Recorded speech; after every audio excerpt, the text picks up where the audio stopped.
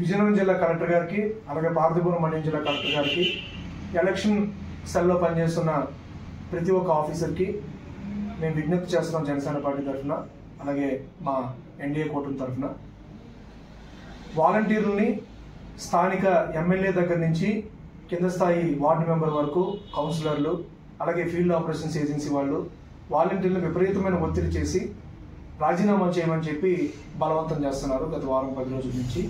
ఇప్పుడు వాళ్ళ dead line కూడా విధించారు. 18వ తారీఖు లోపు వాళ్ళు రాజీనామా చేయకపోతే వాళ్ళే తీసేస్తారని చెప్పి చెప్తున్నారు.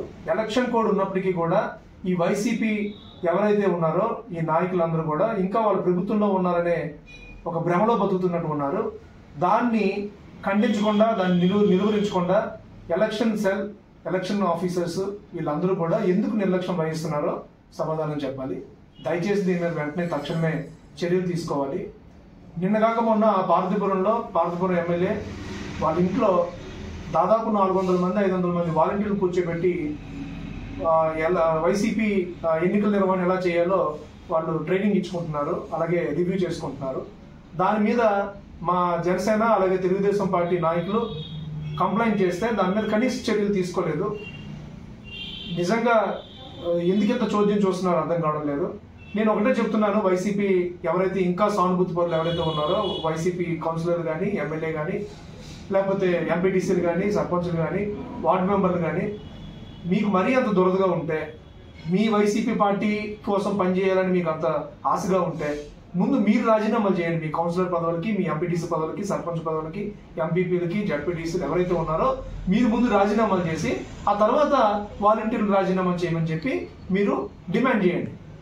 వాలంటీర్లకి జీతాలు మీ జేబుల్లోంచి ఏమని ఇచ్చారా? మీ జగన్మోహన్ రెడ్డి జేబుల్లోంచి ఏమని ఇచ్చాడా? ప్రభుత్వ సొమ్మే కదా, రాష్ట్ర ఖజానా నుంచే కదా ఇచ్చింది. వాళ్ళకి ఇచ్చిందా అరకొర జీతం, అరకొర జీవితం. అలాంటి వాళ్ళని ఇప్పుడు ఇబ్బంది పెట్టి మీ వైసీపీ పార్టీ జెండా కూలీలా మార్చాలని చూస్తున్నారా? వాళ్ళకి ఇష్టం లేకపోయినా కూడా మీ పార్టీ కోసం పనిచేయమని చెప్పడానికి మీకు ఏ రైట్స్ ఉన్నాయి? ఎందుకు ఎలక్షన్ కమిషన్ దీని మీద చర్యలు తీసుకోవడం లేదు? ముఖ్యమంత్రి జగన్మోహన్ రెడ్డి నుంచి కింద స్థాయి కౌన్సిలర్ వరకు వార్డు మెంబర్ వరకు వీళ్ళకి ఒకటే భయం పట్టుకుంది. ఇప్పుడు ఎలాగో మన ప్రభుత్వంలోకి రావడం లేదు, ఎలాగో ఓడిపోతున్నాం, మన ప్రభుత్వం రాదు.